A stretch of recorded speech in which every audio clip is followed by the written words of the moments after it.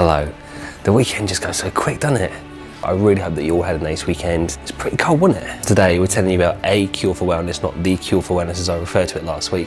And we're also talking about Patriots Day. We've also got another manic week lined up with lots of episodes for you. Like on Wednesday, Hugh Jackman is back as Wolverine in Logan, so we're hoping to go and see that and tell you all about it as well. On Wednesday, we're hoping to do that. That's a hopeful, fingers crossed. And on Thursday, it will be that time again where it's competition time. But for now, on with the show. A cure for wellness. I think, as you might agree, the trailer looked really odd.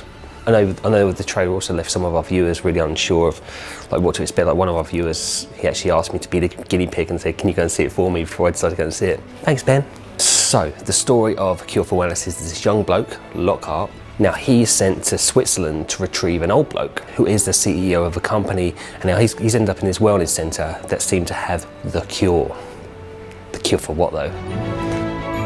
The film got to a really good start. It's done this really cool like out of sequence editing. It was all over the place. It was very choppy and it was really good editing, I thought. And the cinematography, it was just really great at the beginning as well. But that stayed the same throughout the whole film. It also stays very mysterious as well all the way through, right up until the end. And more importantly, the cinema was almost packed. This was the first screening on the day it came out.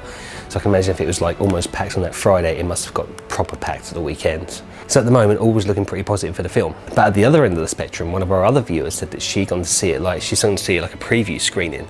And her feedback was, it was just like, it was very much a Hannibal horror wannabe, and there was a lot of people in the cinema just laughing at the bits that probably weren't supposed to be funny. So this is where I'm going to come in and defend the film just a little bit, just a tiny bit, all right? Basically, as well as having great cinematography and being very mysterious, it also comes across as very twisted as well. The film is very twisted. And it has to incorporate a lot of characteristics from like 200 years ago, which I personally think would come across as funny and amusing to us 21st century folk. I think this is what the director was aiming for. It was meant to look bizarre. It was meant to seem amusing. It wasn't meant to make sense to us people, which in turn would make that all very amusing. It would just make it just seem not real to us. It'd make it just really, really surreal.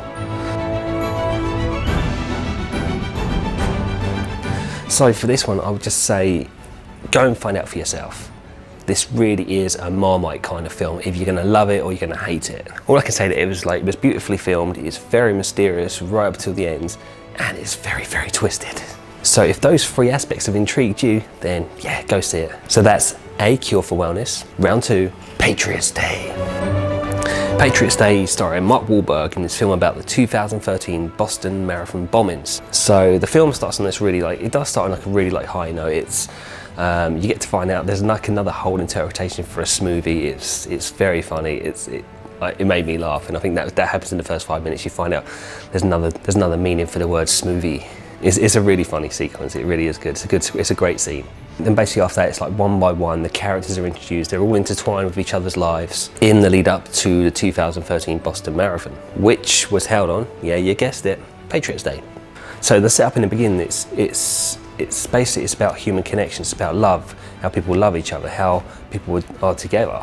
That's the beginning. That's all before the marathon starts, and then the bombs go off.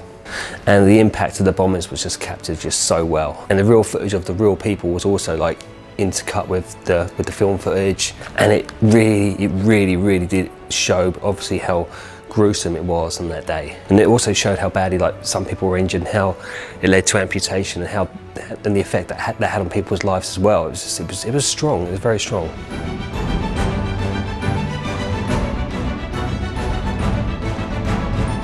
And then Kevin Bacon rocks up to take over the investigation.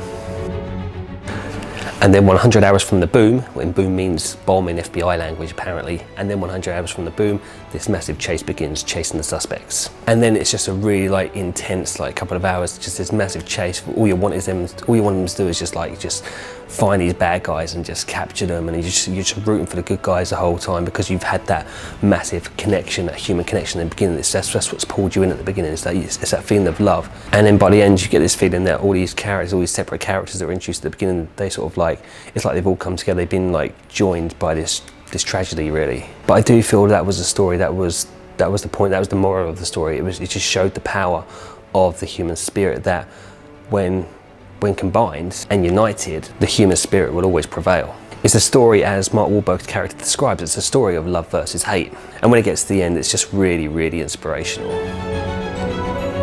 Other notes, it was really good to see Kevin Bacon out of his Britney Spears costume for once. And it's always good to see John Goodman back on the screen. Although I'm not really sure what was going on with his eyebrows in this one though. It's like he had dyed them black and he was looking more like Statler from the Muppets.